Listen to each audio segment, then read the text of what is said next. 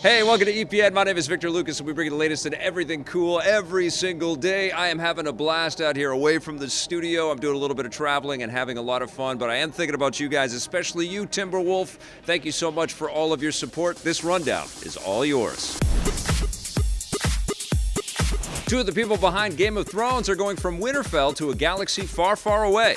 Game of Thrones producers David Benioff and D.B. Weiss are set to write and produce an entire series of new Star Wars films. Disney made the announcement yesterday afternoon, and although they haven't said what the new movies will be about, they stressed that they'll be separate from the main Star Wars episodes and also separate from the other spin-off film series that's already on the way from The Last Jedi director Rian Johnson. When that project was announced, Disney and Lucasfilm pointed out that Johnson was crafting a story set in a new and unexplored corner of the Star Wars galaxy, but they haven't said that about the new movies from Benioff and Weiss. That leads us to believe that their films will take place in more familiar Star Wars locales. Lucasfilm president Kathleen Kennedy points out that in Game of Thrones, Benioff and Weiss have shown a talent for creating complex characters as well as in-depth stories with rich mythologies, so they'll probably do something similar with the Star Wars franchise. You might be wondering why Benioff and Weiss are making a series of films and not a TV series, given their history. When asked about this by investors, Disney CEO Bob Iger revealed that they actually approached the pair about doing a TV show first, but the pair was more interested in making movies.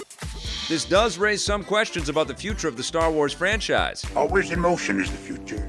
Disney hasn't said when the first movie from Benioff and Weiss will arrive, and the Rian Johnson movies don't have release windows either. This means that after Episode 9 arrives in 2019, Disney doesn't have any new Star Wars movies officially listed on their calendar. This could mean that they may take a year or two off and forego the planned annual release cycle. Another question is what tone the new Benioff and Weiss movies will take. Game of Thrones is obviously very dark with a muted color palette similar to recent Star Wars films like The Last Jedi and Rogue One. This could pose a problem. In China, the Star Wars films have been performing terribly, with many analysts attributing this failure to the fact that sci-fi movies with muted colors and concepts don't play well with Chinese audiences. Disney apparently knows this, judging by these teaser posters for Solo, which are much more colorful compared to the muted look of the film itself. If the Star Wars franchise stays on the dark path with future movies, they may forever be shunned in China, which is a major problem given that it will become the world's largest film market in just a few years. I find your lack of faith disturbing. Always in motion is the future, so we'll obviously have to wait and see how things unfold. Show me my place in all this. It looks like Deadpool is going to be laying some cable in his next movie. Okay. Get it. The latest trailer for Deadpool 2 has arrived, giving audiences their first look at the new mutant Cable played by Josh Brolin. Stop! Why are the visual effects not done?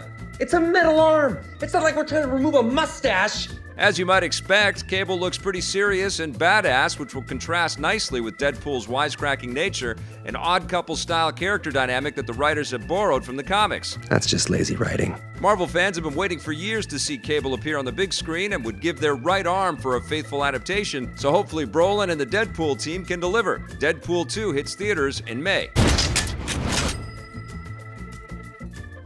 In what might be the surprise of the century, the makers of one of the most successful movies of all time want a sequel.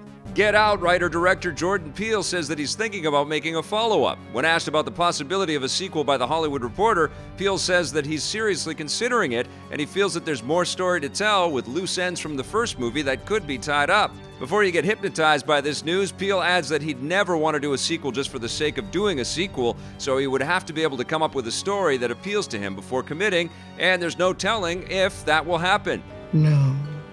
No. No, no, no, no, no, no, no, no, no, no, no. It's obvious why there's interest in a sequel to Get Out. The film was a smash hit with audiences and earned more than $250 million worldwide, making it one of the most profitable movies in history. It's also been nominated for 4 Oscars: Best Picture, Best Adapted Screenplay, Best Actor in Daniel Kaluuya, and Best Director. The film's producer, Jason Blum, is known for rolling out sequels when one of his movies is a hit, so you know he's already tried to convince Peele to come back for more. We'll let you know if it happens.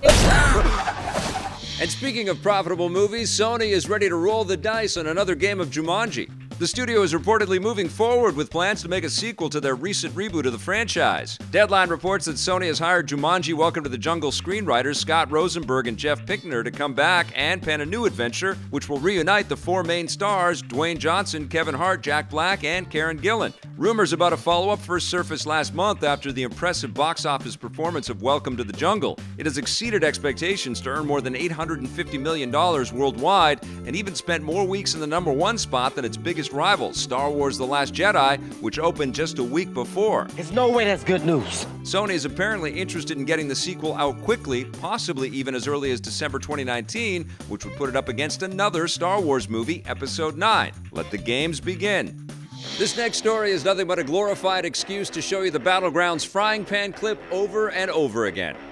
Battlegrounds developer Bluehole has released an impressive set of statistics about their hit Battle Royale shooter. Seen here in this infographic, Bluehole claims that players have spent more than 2.7 billion hours playing the game since it launched last year, with 26 million copies sold, and peak concurrent players topping out at 3.14 million across all platforms. The most popular weapon in the game is the M416 with 55 billion equips, and the most popular vehicle is the UAZ with 6 billion rides. There have been more than 130 million matches won with 130 million chicken dinners, with 10 billion bandages used, and best of all, 13 million players killed with the frying pan. These numbers only confirm just how popular Battlegrounds has become, so don't expect us to stop hitting you over the head with it anytime soon. The game is currently out on the PC and Xbox One, with rumors of a PS4 version coming later this year. In the meantime, Microsoft has a timed exclusivity deal on consoles. They just announced a new Battlegrounds bundle for the Xbox One S, although the console itself is just the standard white one. It doesn't have any fancy Battlegrounds branding on it. That arrives in 2 weeks. That wraps us up for the rundown today. Thank you so much for watching. We'll be back again tomorrow with a brand new episode for you. But in the meantime, we've got lots of other content for you to check out. If you do and you like it, don't forget to hit subscribe, that little bell, and if you're so inclined, that sponsorship button too.